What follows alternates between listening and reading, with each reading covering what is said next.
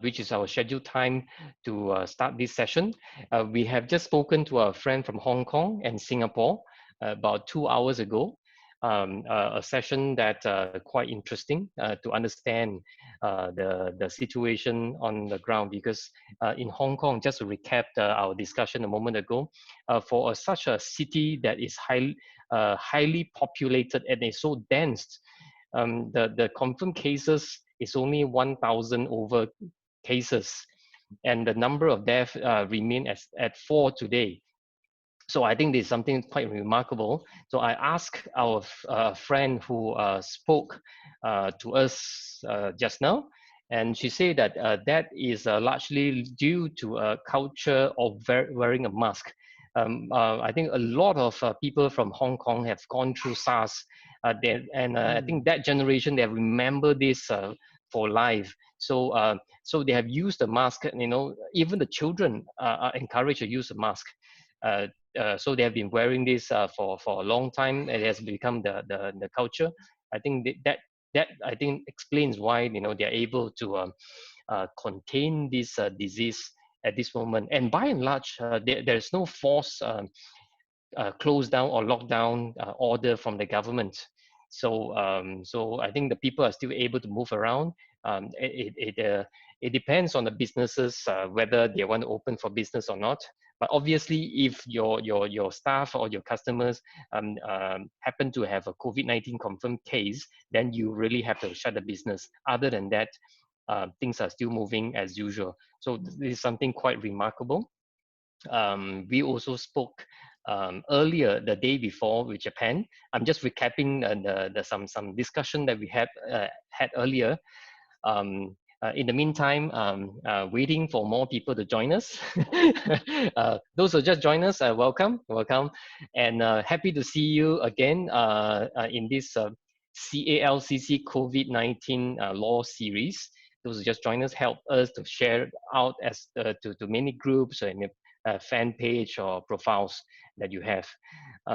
As I was saying, we spoke to our friend from Japan, and we were told that the situation in Japan is a state of emergency. However, there is no force. The government did not force them to close down businesses. It's a request. It's a request of government for people to comply.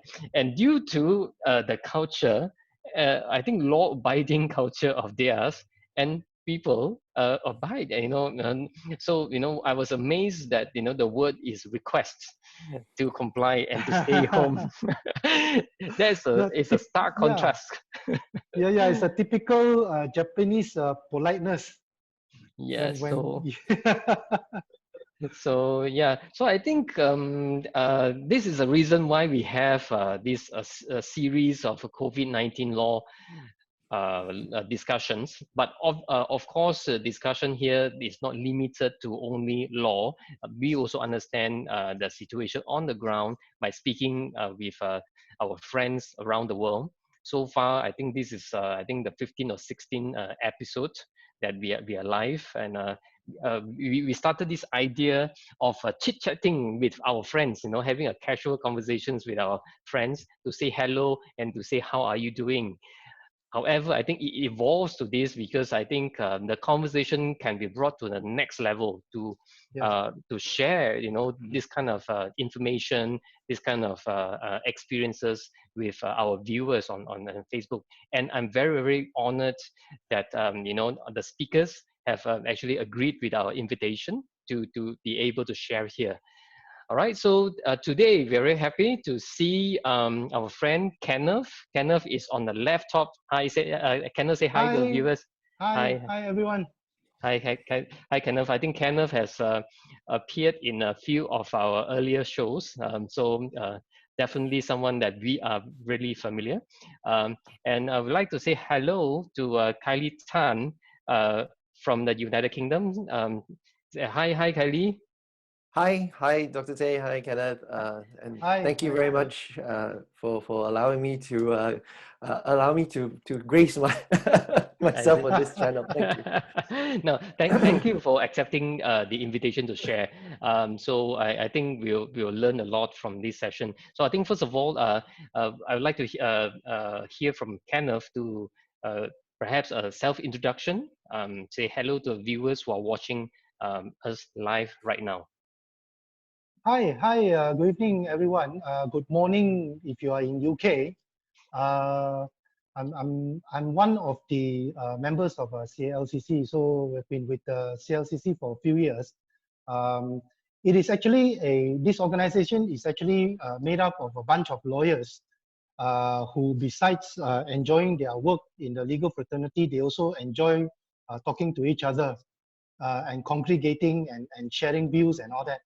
And also through the nature of the work of CALCC, we have made a lot of friends from all over the world after so many years being together. So as Dr. Teh mentioned earlier, we started with just a few friends chit-chatting with each other, and then it expanded to so many different countries with so many friends sharing views with us. So today it is indeed a very interesting, another interesting session we're going to have, because we have Kiley Tan from the UK. If you're wondering why you are not seeing a Koilo, it is because Kiley has been a good friend for many years. He is actually a Malaysian, all right? So he has been in the UK for many years. So the way we want to take this is we will ask a few standard questions. You know, the moderator, Dr. Teh, will ask a few standard questions to Kiley, and then he will also share with us something very interesting, which I think Malaysians may not be so used to at this moment. A lot of us are actually faced with this new norm, which is working from home. Now, Kiley has been doing that for umpteen years. So he has been working remotely. You know, he works at a bar, he works in a cafe, he works from his house, he works from anywhere but a proper office. So, so with that, I would leave the self-introduction to Kiley. All right, Kiley, would you like to take it from here? Yes, thank you, Kenneth. That's a glowing report. Thank you. So just a bit about myself. I'm originally from Malaysia. I grew up in Penang, and from there I came over here to the UK to study my law, and was called to the bar at Lincoln's Inn in London. When I returned, I trained at a firm called Lim Kian Siu and Co.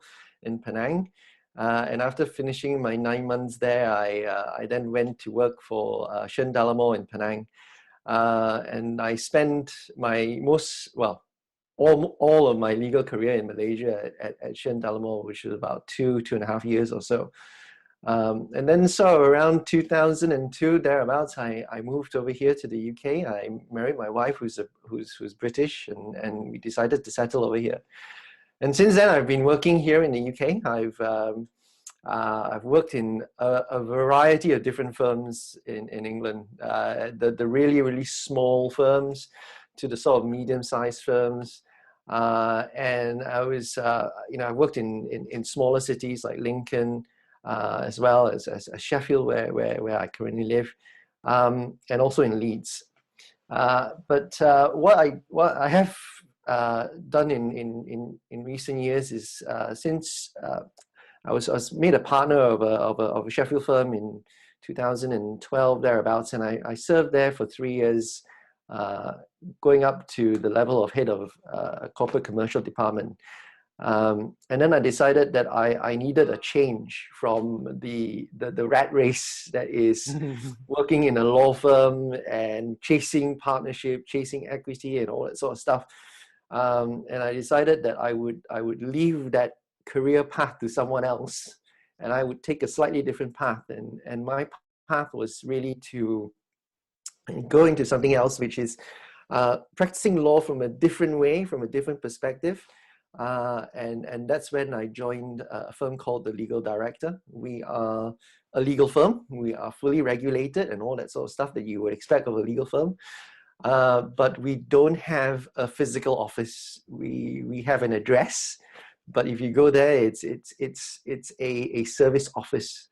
And all our lawyers are consultants. We are not employed.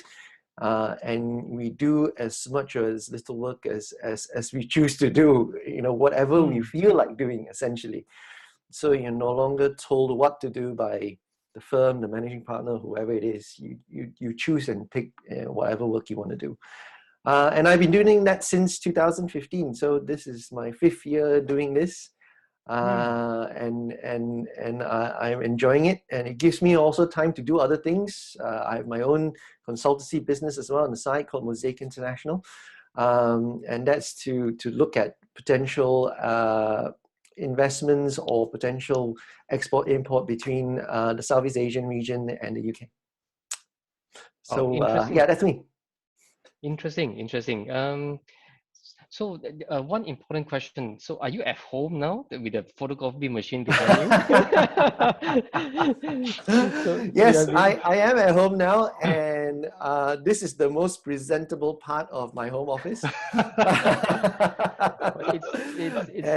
Yes, so I have a printer, and that's, if I need to print anything, some things you still need to print out.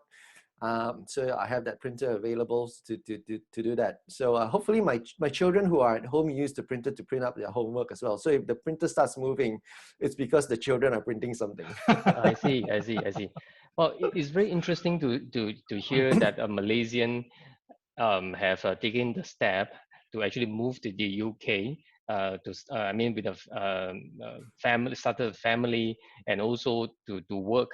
So when we say the work from home, I think we are speaking to the right person who has been doing for the past at least 5 years. So interesting to hear a story. Then for myself, I also graduated from the Lincoln's Inn, and I also used to work for Shen for about 2 years.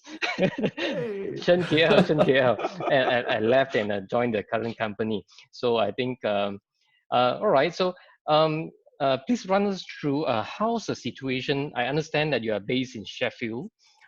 So how's the condition? How's the situation like in Sheffield currently? Okay, just like the whole of the country, we're currently having a lockdown, or what is known as a lockdown, although it's not termed as that. And the key words here is social distancing. You have to keep 2 meters apart from another person from a different household from you. So that's what we're doing currently across the country. So most office workers have either been placed on furlough, what we call furlough, or they've been asked to work from home. Those who cannot do that and are essential workers, and there's a list of essential workers, they can still go to work. So essential workers are people like nurses, doctors, people you expect to work in a hospital, but also people whom you wouldn't expect. For example, bin men, people who come and collect your bin. Very important. That's important. Yes. Yeah. Yes. So they're classed as essential workers. So these essential workers are still allowed to go to work. And where they go to work, the question is, well, what do you do with their children? They have young children who go to school, and schools are closed. So what the government has done is they've allowed schools to open, but primarily to keep children of essential workers in school. And so this is the balancing act that the UK government is currently doing. So schools, although officially closed, are open for children of essential workers. So some teachers still have to go to school to teach sort of shortened versions of lessons for children of essential workers, whilst essential workers still go to work. Those people who can will stay at home and will work from home. Those people who can't will be furloughed. And that's how it's currently working out in the UK. I see. That's very interesting because in Malaysia, I think you have also heard it. We are under Mm, the movement control order since the 18th of March, mm, and the government announced on the 1st of May last week that most of the sectors are able to operate starting yesterday, the 4th of May. So mhm. there's a joke say, may the fourth be with you. Wear the mask and also make sure that the lightsaber 1 meter or 2 meter lightsaber distance. So that's a social distancing. Now, one of the key problem I think for a lot of companies opening now is that for the workers who come to the office, they do not now know how to handle their kids because their kids, the schools are closed. So Mm, I think Yeah. in these regards, I think the government of the UK has done something that we should learn from, because they keep the school open partially just to address the mm. issue of the essential workers. Now, bringing back to the discussion about the situation in UK and in specific in Sheffield, how do you see the impacts of the businesses due to this COVID-19 pandemic? Oh, where do we stop? It's where do we even start? It's Yeah. huge. It's big, big Mm, problems, and the impact will be huge across every single industry. No industry will be unaffected by this. mm, So if you look at the leisure, hospitality industry, they are going to be severely hit by this, because we expect social distancing to continue in some way or form for the next maybe 12 months or so. So for instance, if you had 100 tables in your restaurant, you can only use 50 of those, or even less. yeah. And therefore, your overheads remain the same, your rent remains the same, but the number of people that you can put in your restaurants are less. It doesn't take a genius to work out it's going to be, people have to push up their prices, and because people push up their prices, there'll be less people there, and it's a vicious cycle that leads Yeah. to a downward spiral. Yeah. Also apart from supermarkets that are doing pretty well, obviously, because they're selling food and essential items.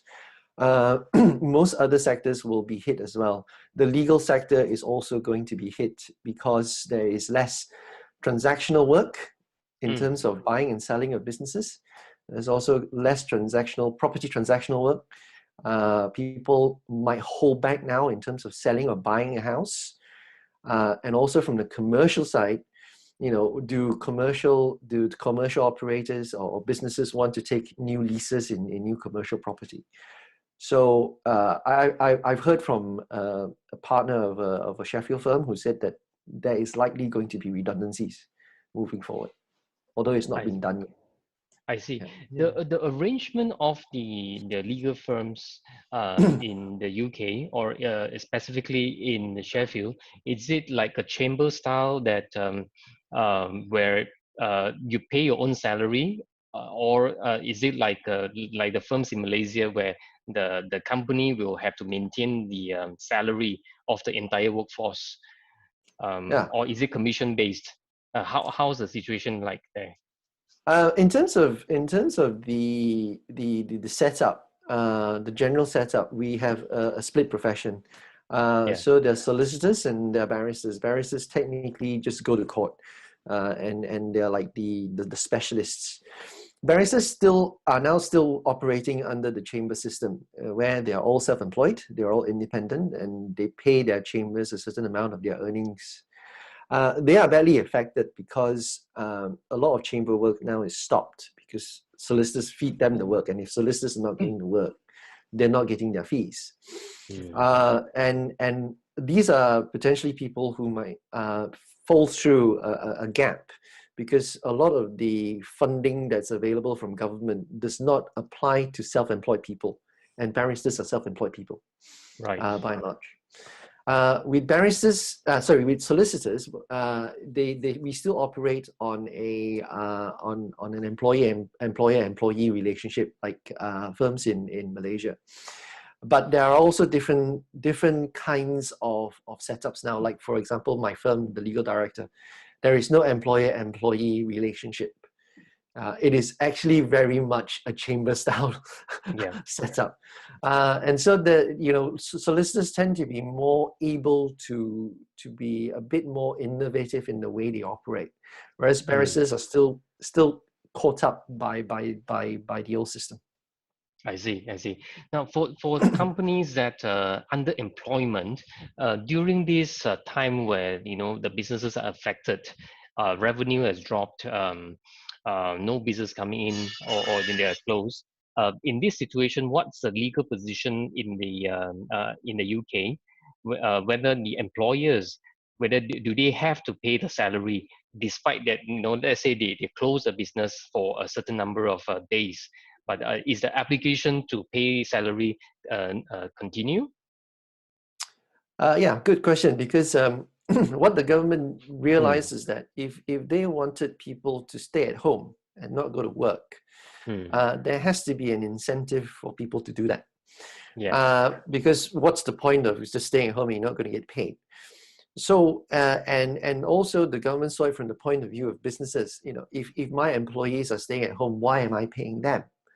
So and the balance that they struck was this: if you are an employee and you cannot work because you're being what we call furloughing, what will happen is that those who are staying at home and furloughed, the government will pay at least 80% of their wages, up to a maximum of £2,500 a month per person, per employee. Okay. And what that means also is that the company now has a safety net. They know that if they pay the wage, 80% of that will come back, although the person is not working.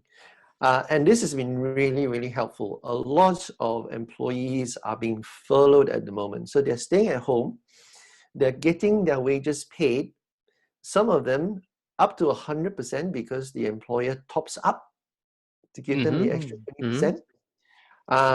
So at least all of them will at least be getting 80% of their wages currently, up to £2,500 a month. And at least they can then pay their overheads like their mortgage payments or any payments in relation to car and living expenses. The business also gets the money back because they're paying it out. Now they're getting the money back. There were questions raised about how this whole scheme would work when it was first announced. And I'm pleased to say that it has worked really, really well, because the first time the scheme paid out was just end of April. So in the last week of April, the website portal was open, and employers basically just went in and typed in the details of their employees, the amount that they want claimed back from the government, and within 5 to 6 working days, the amount was paid directly back into the employer. Right. And in terms of the statistics, I've got some statistics because they've just announced it. It cost the UK government £8 billion just for 1 month's support in April. That's a lot of money. Yeah. That's a lot of money, because it's 80% of the wages. Yes. Now, are the employees under the obligation to top up, or it's just optional? It's optional. It's up to the employer as to whether or not they wish to top up or not, because essentially they're furloughing them and saying you don't come to work, and I'm paying you for not coming to work. So yeah, it has worked so far. In terms of redundancies, there has obviously been very few redundancies. There are still companies that are folding, that are going into administration and things like that. With those, then they have to make their employees redundant. But most companies are continuing to pay because they know that they get 80% of the wages back from the government. I see. And to be able to enjoy this under this scheme, this furlough scheme, is there a terms and condition that if you take this and the employer is not supposed to terminate them or retrench them within a certain number of months? No, but the if you're getting 80%, it's counterintuitive. You're getting paid 80%. You're not going to get rid of your staff, because getting rid of your staff means if you need them back, you have to retrain, or they may have found another job and you have to train new staff. So I think most of the employers who can are taking a wait and see approach. Let's wait and see what happens after the lockdown is lifted. And then I think that's when you will find most businesses will make decisions on redundancies. I see. All right.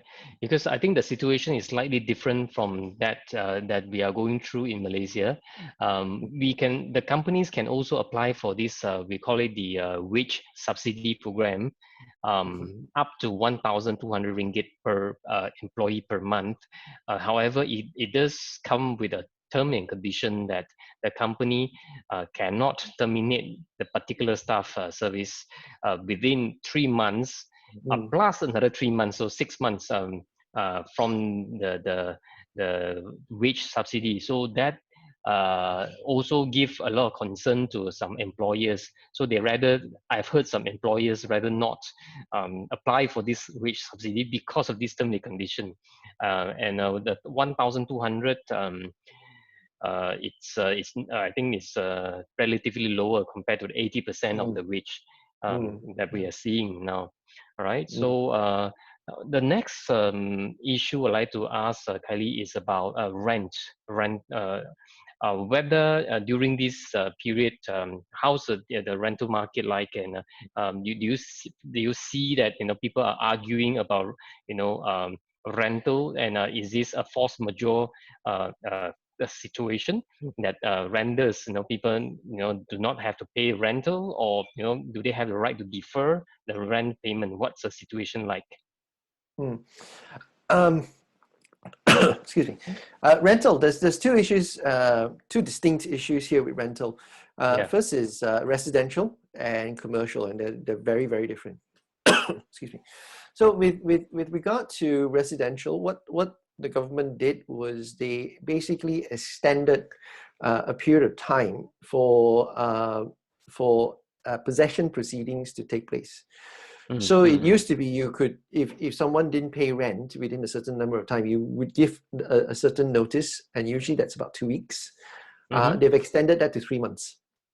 Right. So it gives, so they're not saying paying there's a deferment of rent, but they're saying that the amount of time that someone can take possession back from for the property is delayed, so that the person continues to stay in the house. And there's a social impact on this, because if the person is evicted, the local council has a duty to rehouse them if they don't have a home to go to. So they've kept that going, and as a result, no one is actually taking possession, because you have to wait 3 months anyway. From a commercial standpoint, with commercial property, England and Wales still have a system of self-help. So if you don't pay your rent, the landlord can actually just appoint a bailiff, and the bailiff and the landlord can just go there and re-enter the property and take repossession. No court proceedings are required. So with that, what they've done is they've extended the time in which forfeiture is allowed to take place. So again, they've extended it by 3 months. Now, in practical terms, that would not have made any difference anyway, because a landlord now, a commercial landlord now, is not going to go in and take possession of a property, because he cannot lease it out anyway. There is no market for it. No one is taking up property. So he wants the tenant in there so that he can pursue them for rent arrears later on. So in practical terms, it doesn't make any sense. It doesn't make any difference anymore. Yes, I think that's the right way of looking at it, because evicting them, taking possession now, it only means that your property is going to be empty for the next 3 or even 6 months. So that will be some big problem to the landlords as well. So now with all this COVID-19 pandemic situation coming in, what's your view about the future of the legal profession? I know, I'm quite interested to hear from you, about this working from home. I think you are someone that is practicing it. But by and large, do you see that what are the challenges of the legal industry currently? Okay. I think the future of work, not just the legal industry, but the future of work is going to be very much mobile, very much remote working, and people will be forced to do that whether they like it or not. So that is a view that is shared not just in the legal profession, but everyone who is doing business who's not in the hospitality business where you don't have to see someone face to face. So office work is going to change dramatically for a lot of people, and I think that's a given. The good news is that in England at least, and Wales, and I think also in Scotland and Northern Ireland, lawyers are very used to working remotely. They may not work 100% of the time from home or remotely, but they sometimes do have the right to do so, like an off day where they work from home or something like that a week, or maybe a week, a month to do that. So that has already been implemented, and it's due to the IT infrastructure that's put in place by most firms. Most firms have recognized that putting people into offices is very expensive, especially in central London. It's very, very expensive business. So some firms have actually told, especially in central London, have told their staff, look, we're going to hot desk, and you have to book to come in to use that desk, but most of the time work from home. And that was already happening even before COVID happened. So the use of the office is going to change. It's going to change to a collaborative hub, if you like, something like that. And I think most people will tend to work from home and speak to people using, video conference like we are now. Yeah, definitely that would be the trend at this moment. When we are locked down, I think this is the way. There are a few questions from the audience. Maybe I will just try to read it out. I'm not sure whether are you able to see from the screen. Yes. Okay, there's a question from Patrick Lai. If I sign a short hold tenancy in Wales for 1 year due to move in 7 July, however, if I cannot move in due to COVID-19, can I legally terminate it and get my 1 month deposit paid to the managing agent? Okay. Would you want to take this question? Well, first of all, Yeah. he should speak to his landlord, Okay. and make the landlord aware that this is the situation that he's in, and to have a conversation with the landlord about how to deal with this sort of scenario. In the current scenario, it's pointless talking about legal rights, because legal rights really are sort of secondary to these issues. And if both Patrick and his landlord can come to some kind of arrangement, that would be better than trying to enforce legal rights. The fact is that at the end of a short hold tenancy, the tenancy can still continue. That doesn't necessarily mean that he has to leave. It can continue, and he goes into what is known as a periodic tenancy. So he should have that protection anyway, even after it comes to an end. But if he wants to terminate and he can find another location to live, then by all means he can do that. I don't see why not. I see. All right. There's also another question. If you can see from the screen, just to ask whether what's your opinion on this? As Rishi Sunak takes a center stage, what are his plans for the recovery of the economy? So this question came. This question came from Rajan Paul. Rajan has been following the CALCC talk quite closely. I mean, just an opinion. Okay, well, I'm not an economist, and for those of you who don't know, Rishi Sunak is the Chancellor. He's the Finance Minister, essentially, of the UK. I think he has done a pretty good job, and I think moving forward, there is going to be a lot more. The government has to support business a lot more. There will be a lot more financial support for businesses, financial supports for people as well who are going to buy houses, because there is a worry that the housing market will crash, because there will be a lot of houses that will go on sale post-COVID, because not to be grim about it, but a lot of people have lost their lives.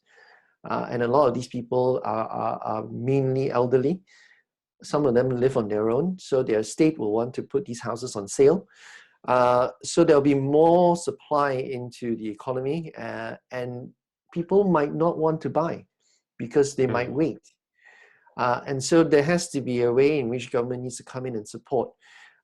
In terms of the economy at large, I think what they need to do is find a vaccine as quickly as possible and give very clear guidance on what to do in the meantime.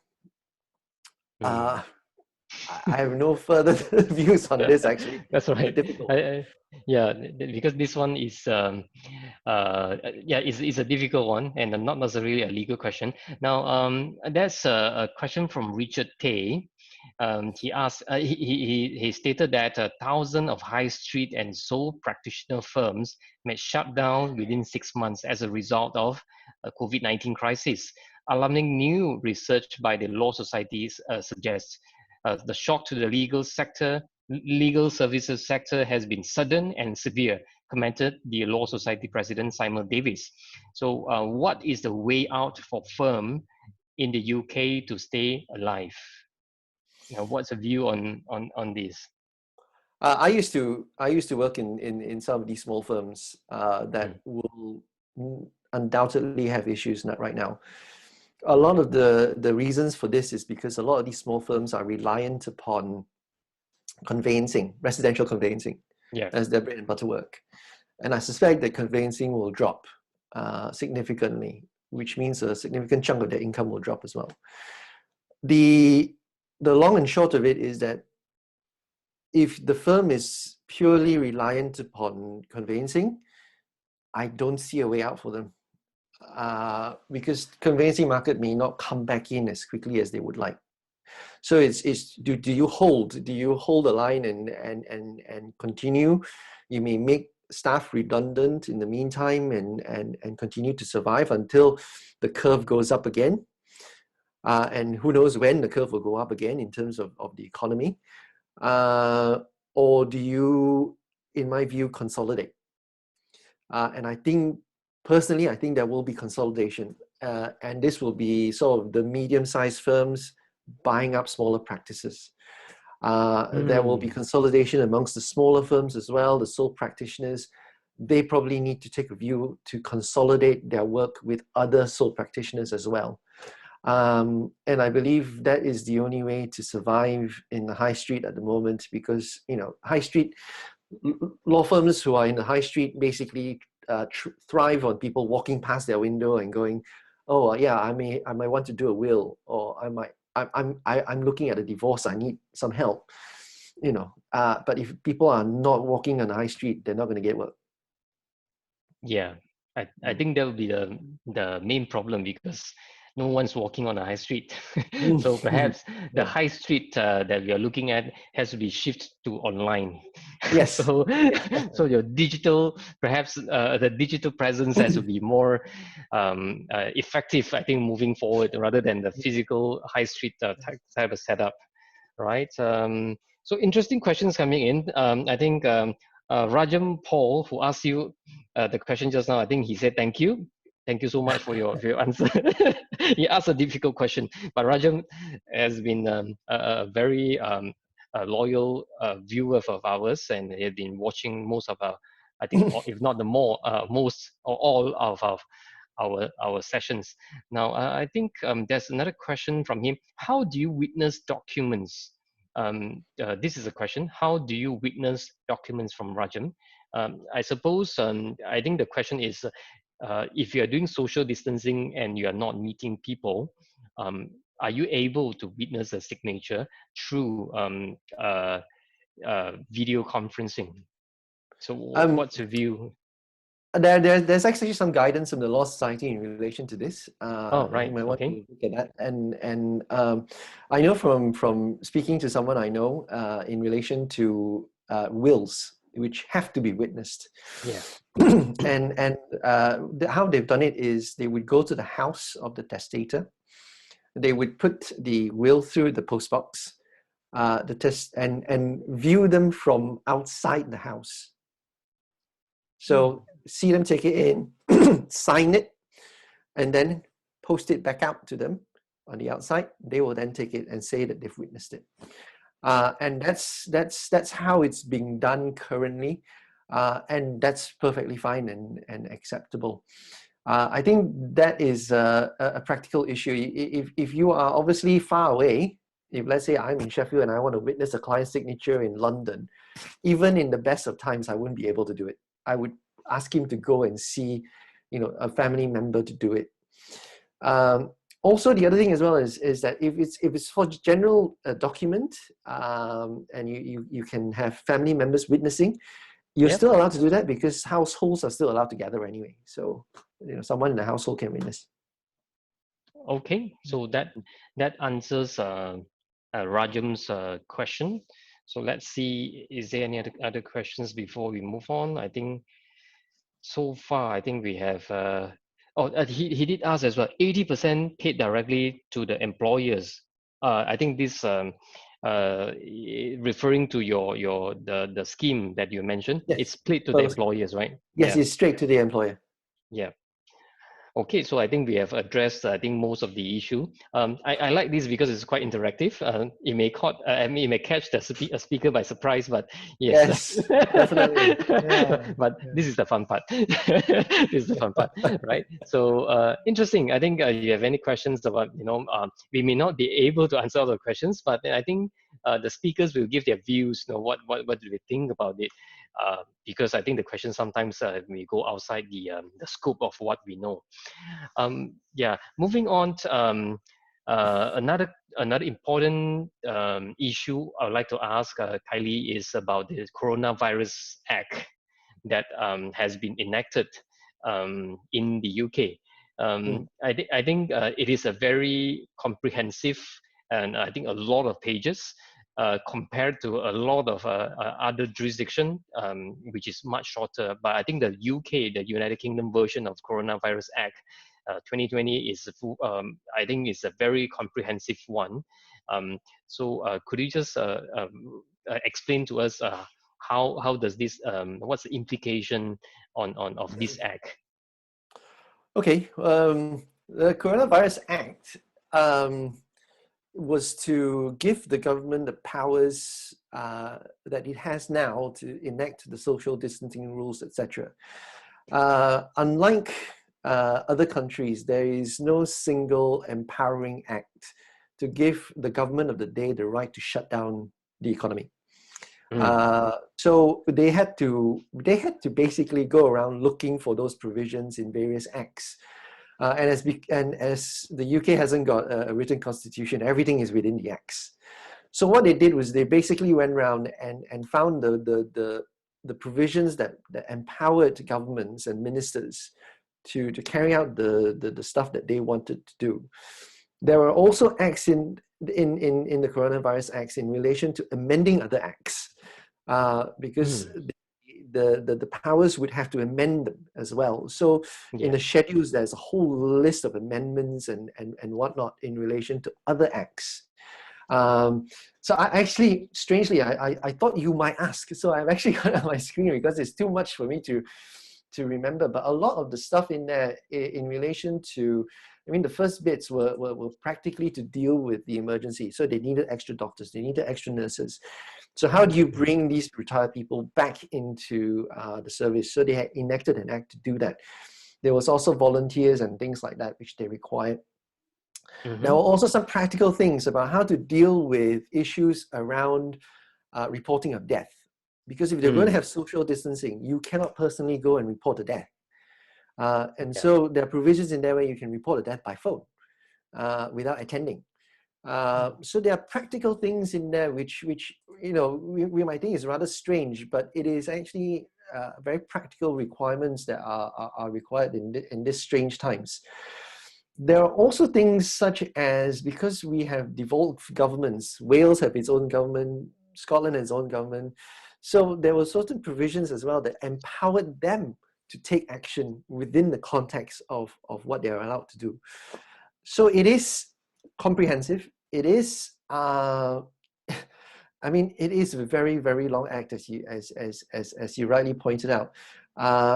It was also very hastily put together. So don't be surprised if there are issues with it. You know, there will be. I'm sure that someone in there will point out somewhere that there is an issue with the Coronavirus Act, and I won't be surprised. But that's the way. But at least I think there's an act of parliament. In Malaysia, we are talking about it, and our upcoming parliament sitting, there's only one day. I think there are news reports saying that they're going to put forward for reading, hopefully, but we do not know how extensive it is and what is the focus area, because you know, if you run through the UK Coronavirus Act, it's very comprehensive and is very wide. But the Malaysian one, I personally have not seen any draft of the bill, or so we do not know which focus area.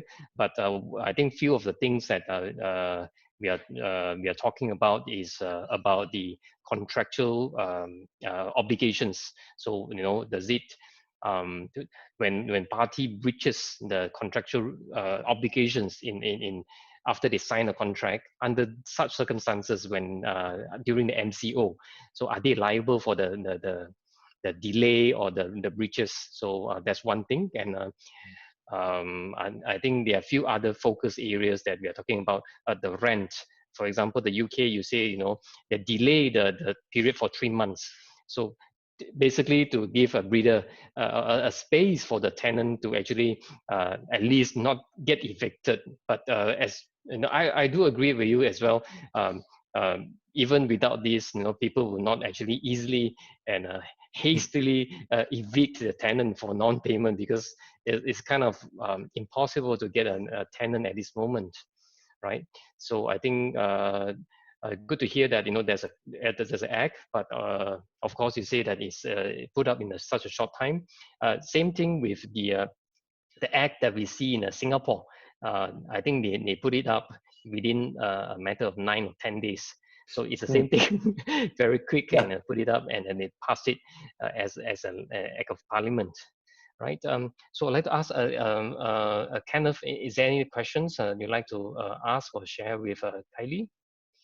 Yeah, I think we are very lucky to have Kiley here today, because apart from being well versed in whatever legal issues that is being discussed earlier, one of the key thing about Kiley is he has practiced working remotely, either from a bar, from a cafe, from his house, from the bus stop, for many years.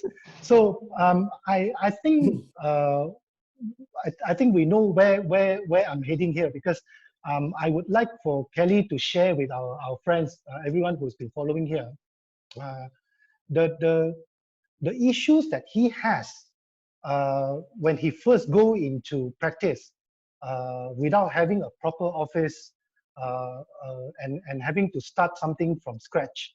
And then how he has been holding on for so many years doing this, and how has that affected him, his personal life and his professional life, in terms of the amount of time that he has. Maybe he has more time to watch more Premier League matches or whatever. So I think that is one area where our viewers would like to know as well. Yeah. Ali? Okay, well, okay. So you didn't ask one question. You asked a series of questions. It's a COVID-19 series talk. Yes. Okay, right. So full disclosure, I have experience in working remotely since around 2005. That was the first time I actually discovered the joys of remote working from a firm in Lincoln. For me to travel in, it was 40 miles a day and 40 miles back. So what they said to me was that because I was a partner there as well. So they said to me, look, we'll let you have remote working, and you can use that, but use it sparingly, use it within reason. So, and so the certain days, if you drive in and it's a jam, I turn around and I come back home and I log in remotely into work. The key thing I found about working remotely is discipline. You have to be very, very disciplined about working remotely. You might have everything that you need at your fingertips on your laptop and everything else. But if you have no discipline, you will just shun working and just do whatever you want to do, which may include watching Netflix or whatever else that you do. And I find that for me, something that I actually learned from my wife, because my wife started home working before me, was that every morning she got out of bed and she got dressed for work. Okay. And this is the thing I do as well. I get dressed for work. Now, I don't obviously dress like this all the time, but changing your attire from your pajamas or what you wear for sleep changes your mindset, and it gets you ready for work. And then be clear when you work and when you can take breaks, so that you're not constantly being distracted, because obviously at home you're obviously always going to be distracted. There's going to be something that's happening in the house that you need to look at because it's urgent. That IKEA piece of furniture that needs to be put up, or whatever it is. You need to just say to yourself, look, I will do that and I will do that later. But right now I need to focus on work.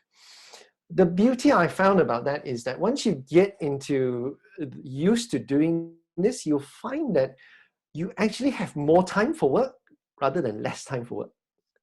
So in an ordinary day, I start work around 8-ish, 8 o'clock, 8:30, okay? And I find that I've now learned that I'm actually more productive in the morning than I am in the afternoon. So in the morning, what I do is I catch up with emails, I do my drafting work, that's when I'm most productive and my mind is fresh. And then, I take breaks, I have lunch, and then in the afternoon, I will work again. But that depends on whether or not there is things for me to do. If there are not so much things to do, I can sort of take it easy in the afternoon. I can spend a bit of time with the children and things like that. So it is a great way for you to plan your day ahead, and suddenly you have time and space to breathe, to actually look at what it is that you're doing and realize, hey, you know what? I may want to try this slightly different thing, a different way of doing this. And you can be innovative and artistic about what you're doing. When you work in an office, I find, when I was working in the office, I found that most of my time was dealing with problems, not mine, but my staff's problems. And that was the problem that I had. I didn't have time to do work. All I had was time to deal with other people's problems. Not that I didn't like dealing with other people's problems. The reality was that I also had a responsibility to do work, and my own work, which I needed to complete to satisfy my clients. And so that is the benefit of working from home. You remove all that, and you can focus on just doing the job and doing it well. Yeah, I mean, there's other things as well. Like taking breaks, and another thing I like doing. Pick a place that you're going to work, and that's your place of work. Okay, so when you go there and you sit down, you're working. When you leave it, you're not working. Psychologically, it makes a difference. It really makes a difference. Yeah, I can vouch for that, because when you say that you actually spend more time doing actual work rather than dealing with people's problems, that was what I experienced for the past 6 weeks that we've been under our Malaysian version of the lockdown. Because I found myself spending more time doing work at home, and sometimes not even taking breaks in between. And my day starts as early as 7, right? And it won't end until 12 or even sometimes 1 a.m. In the morning, because in the daytime, I deal with the various companies' issues and problems and all that. But at the night time is when my boss like to call me because my boss operates in a different time zone. He's a Malaysian. He stays in Malaysia, but he wakes up late and then he likes to work through the night. So he will call me at 12 a.m. Through the midnight, and then he will ask questions. I have to report certain things to him and all that. So the fact that we spend more time working from home, it's not really a bad thing. It's not really a bad thing. The bad thing is not being able to control the time that we need for our own rest. Like I think you have been very disciplined. You take your breaks, you take your lunch breaks and all that. I hardly have the leisure at home. So sometimes, like yesterday, I went back to the office because we were allowed to go back to the office from yesterday, 4th of May onwards. So when I go back to the office yesterday, it's a total change because yesterday I didn't do work because I met a few colleagues and then we had a few meetings. Of course, we distance ourselves apart from each other. But yeah, we deal with people's problems in the office more than doing real work actually. So yeah, that is one thing. I think some of our Malaysian lawyers and Malaysian colleagues are feeling the same thing. Another thing I wish to find out is there any issues that you face, dealing with people? You see, because lawyering work requires a lot of meetings and face-to-face discussions and all that. Do you find yourself going into the online meeting or online video conferencing more than you do with your clients face-to-face in terms of face-to-face interaction? Not really. I mean, what I've done in the last 5 years is I've worked with a variety of clients based geographically in very different locations. And so a face-to-face meeting may not be possible even if both parties wanted to meet up face-to-face. It's just too long and it's too far away. And just not going to happen. So what you do is you manage that by video conferencing is one of the ways. Phone calls, just a normal phone call usually does the trick. A lot of my work, well, almost all of my work is done on email.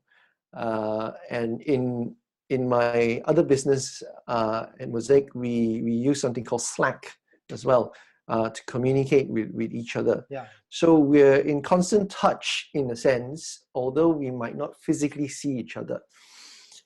Yes, okay, physically seeing each other is important. And what we've done in the legal director, in my firm that I'm currently working in, is that we have quarterly meetings. And usually it's the whole team gathering together, usually in London, or usually in Birmingham or Manchester, one of these places. So we will gather as a whole team, and there's around, I think, up to 25, nearly 30 of us now. And we gather in one place. We have a team meeting, but we also have a social event after that. So it's usually a dinner followed by drinks and whatnot. So that keeps the relationships fresh and you're able to see one another. But we only do that once every quarter. We don't do it very often.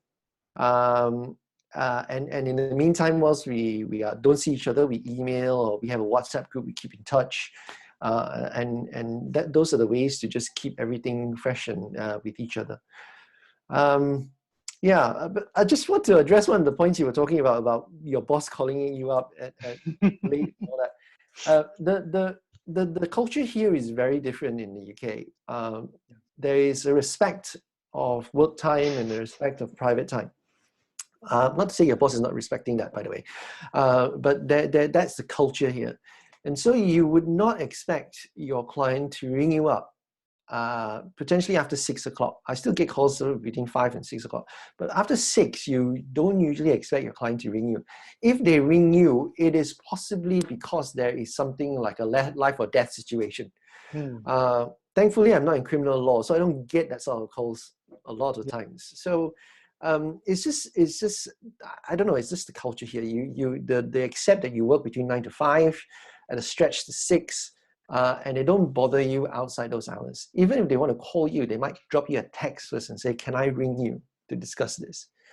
And you are quite entitled to write back and say, "Can we speak about it tomorrow?" And no questions asked. Yeah, that's interesting, because I think in Malaysia, I'm not saying that a lot of bosses are doing that, you know. But when I joined this company, I was told that, and the boss basically told me that you got to adjust a bit of your time, you know. I have a leeway to, like, usually when I go to the office, I don't usually go to the office at 7. So if I'm working at the office, I'll be in the office around 10, around 11. So I start my day a little bit late, because I know what to anticipate towards the later part of the day, you know. So, and I'm totally fine with that. It's just that the point that I want to raise just now is that the fact that staying at home allows us to actually spend more time on work. And I think that is the part where a lot of us have to get used to from now onwards. Because I think moving forward, in many industries in Malaysia, legal profession for that matter, I think there's a lot of changes that needs to be made into how they conduct their business moving forward. Because we all know this virus is going to be here to stay, you know. It's not going to go away in the next 2 months, 3 months, 6 months, or even 2 years. Even after the vaccine is found, it's going to take time, all right, for things to go back to you know, to a more satisfactory way. But virus is still going to be around. Our new norm has to kick in from now. So that is something that I think, for the benefit of our audience, they have to think about this. You know, it is not about what we are going through now. I think it's more about how they live with the more like their exit strategy, what they're going to do after the lockdown is being lifted. How they're going to adjust their life, you know, that kind of scenario. Yes. Yeah. All right. We have just seen a question that came in from Patrick Lai. He says, "Hi, Kylie. It is easy to work remotely, and will your clients accept the fact that you acted on your own and not part of any bigger, especially advising on legal issues, which may be risky and may incur potential lawsuits?" So I think then I think the question comes as follow: how do you cover yourself adequately with professional indemnity insurance, PII? We call it here as PII. Will the PII premium for you be high as opposed to working with a bigger firm? Thank you. Okay, so maybe I didn't explain myself clearly. So the legal director is actually a legal firm, and it's properly insured and everything.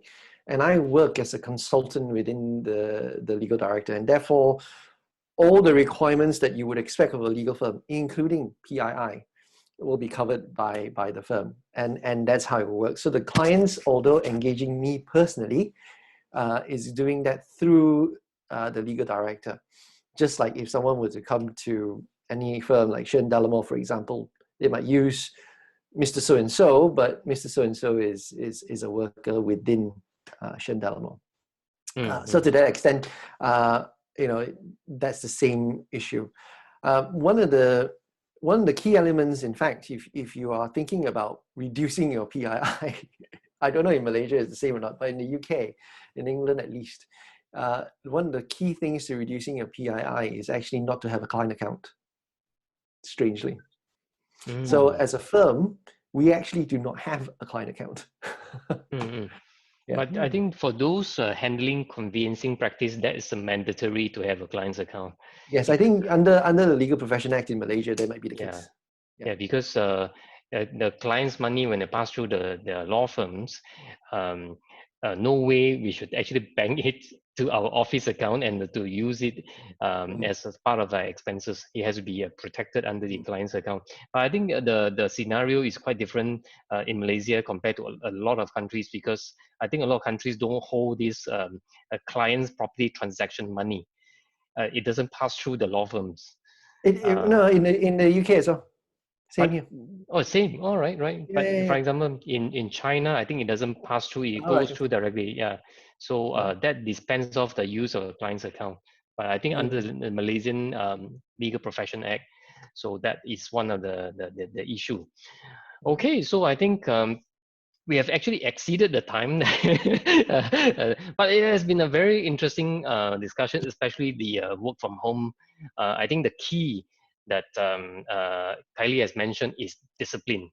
You know, we are sitting, and I personally feel that I find more time working from home, because I could do a con call at this time, then you know, within split seconds, and then I can jump into another chat room.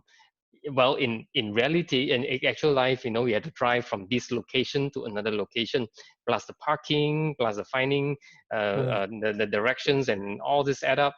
We easily spend, you know, a few hours on the road every day. So I think this is something. But on the other hand, you know, the self-discipline is also important. It's very tempting to, you know, from working, then suddenly you look at Netflix, or Facebook for that matter. So all this will come in, but self-discipline, I think is also the key. Dressing up, I think it works for certain people. I mean, I think the putting you in a mindset of you are actually working. So in Malaysia, I think there's an issue earlier where the ministry issue a guideline saying that you should dress up when you're home, but because the circular added some other elements, so it became a problem. I personally feel that, you know, obviously, you know, I'm at home now, but you know, I got dressed up for work purposes. You may not dress up fully, but you know, at least the upper part, yes. Yeah, I think it's getting out of your pajamas, because some people work and then they're still in your pajamas, and like, no, I think that's, you know, you just get out of it. Change it. Yeah, Yeah. makes sense. So I think it has been a very interesting discussion. So I'd like to invite Kenneth first to do a concluding remarks for the discussion today, and it will follow by Kylie later. Kenneth. Yeah, thanks, Dr. Teh. I think this has been one of the interesting sessions that I had. I mean, first of all, talking to a good friend all the way from the UK, you know, and the discussion has been very interesting, because not only do we look at some of the general legal matters, but I think the part on the work from home, working remotely, that getting used to it, and the tips that Kelly gave us, I think a lot of us can take note from that, and start to move forward with our new norm. I think the most important thing now is for us to think about our exit strategy. What do we need to do moving forward in maintaining the social distancing and all that? Because the thing that I've been seeing in the past few days, it worries me in Malaysia, because I see people going to the supermarket without wearing masks. I see people in a whole family at the supermarket and all that. So I think there's a lot of confusion or maybe misinformation here, you know, but we need to stay safe. I think that is something very, very important. This virus is still around. So before we end, I think I like to thank first Dr. Teh for moderating the session. I like to thank our good friend Kali Tan for accepting our invitation to speak. It's been wonderful catching up with you, man. Thank you. Right. So I'd like to invite Kylie to have his concluding remark about today's session. Thank you again very much for the invite to come and speak. It's always good fun to catch up and to chat. I think you're right that Kenneth is right in pointing out the anxiety and the fear of what's going to happen with the economy. That is shared in the UK as well. For instance, one of the headlines today is that new car sales have dropped 97% in April. So that's a huge drop in car sales, but obviously people are staying at home. That's why. And the reality is that that's just one industry. It's going to be all across the board. Everyone's going to feel the impact of this. How we get out of this is still an unknown. I also share your views in relation to being safe and things like that. The UK government has been a bit slow in relation to giving guidance on the use of face masks. And I think that is for reasons that they're worried that people will start buying it and hoarding it, when in fact what they should be doing is looking at ways of allowing that supply chain to supply the demand that's required in the country. So thank you very much again, and I'm glad to see all of you are well, and may you continue to stay well and stay safe. Thank you. Likewise. Okay, so thank you, Kiley. Again, thank you, Kiley. Thanks, Kenneth, and also I'd like to thank Dato Ricky, who is behind the scene, operating this Zoom thing. So thank you. He's the president of the China ASEAN Legal Cooperation Center. We are holding a series of talk, the COVID-19 series, a law series, where we share the experiences and the situation on the ground with the legal practitioners, lawyers, legal experts around the world. So this is also another way of us saying hello to our old friends and new friends. Because of COVID-19, we are pushed and to adapt this new technology, and we find that with this, it's pretty awesome that we are able to chat with our friends through this, and also sharing with a lot of viewers online. Thank you for those who are following us from day one. So it's really a marathon. We thought we were going to do 10 episodes, but as we go, then I think we are more and more interesting people comes on board. So thank you. I wish everybody have a good evening. Stay safe, and for those in the UK, I think it's good afternoon, right? This is Good afternoon. yes. Yeah, it's noon time now. All right, so everybody stay safe.